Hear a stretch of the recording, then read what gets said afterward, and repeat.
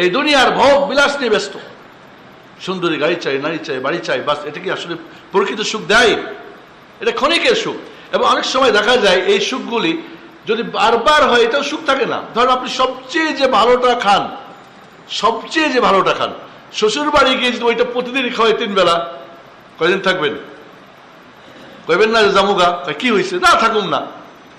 লাস্টে হয়তো লজ্জা ভাঙবে যে একই খাওয়া খেয়ে থাকা যায়, কারণ তোমার প্রিয় খানা তো দিচ্ছে। এমনটা না বিষয়টা? অনেক সময় সবচেয়ে প্রিয়টা বারবার ওটা আর ভালো লাগে না। এই বস্তুবাদী যারা, এই বস্তুবাদীরা এমনটাই। আজ দেখবেন খাওয়ার হোটেলগুলি বন্ধ হয় না, করোনার সময় চলে। ওগুলো কেমনে কেমনে হয়? সুপার মার্কেট ঠিকই চলে।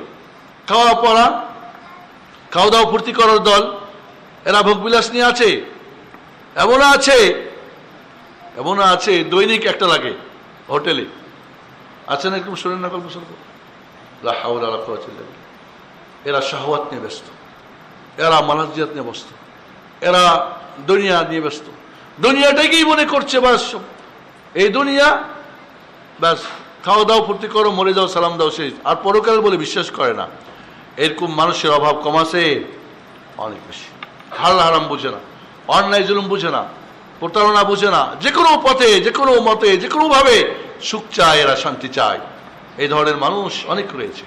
এদের কথা আল্লাহ বলছেন যে এরা আনন্দ তালাশ করে, কিন্তু পরক্ষণে এই আনন্দগুলি তাদের কি হয়ে যায়? দুঃখের সাগরে ভাসতে থাকে।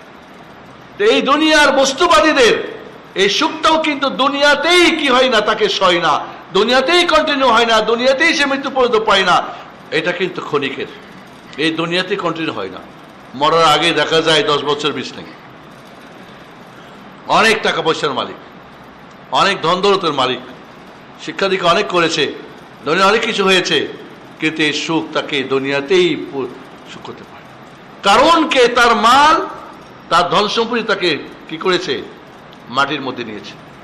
ফিরআউনকে তার শৌর্য, বীর্য, তার কর্তৃত্ব, নেতৃত্ব, পদ তাকে পানিতে ডুবিয়েছে, ডুবাই নাই। হামানকে তার শিক্ষা বাঁচাতে পারে নাই, ওই শিক্ষাই সে ধ্বংস হয়েছে। যখন নীল নদে কি বলে, বাহারে কালজুম, মানে লোহিত সাগরে, বড় রাস্তায় সব চলে যাচ্ছে, কারণ ফিরআউন বলছে হ্যাঁ কি করবো, কয়সাত। তাহলে হামান তার বুদ্ধিতে বলছে এখন নামতে হবে। ও বুঝে নাই যে এই পথ বানিয়েছে যে সেই পথ বন্ধ করতে পারে।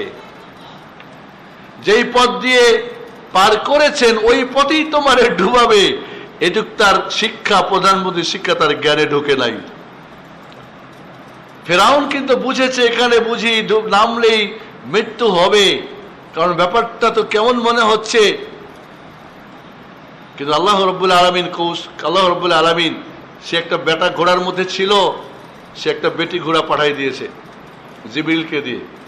বেটা বেটির নেগেটিভ পজিটিভ টানটুন থাকে কিনা, যখনই দেখছে ও যাচ্ছে, ফিরআউনের ঘোড়া কার থামতে পারে না, গেছে ঠিক মধ্যখানে। যখন ওয়াইদ ফারাকনা বিকুমুল বাহরা ফাআনজাইনাকুম ওয়া আগরাকনা আলা ফিরআউন ওয়া আনতুম তানজুরুন।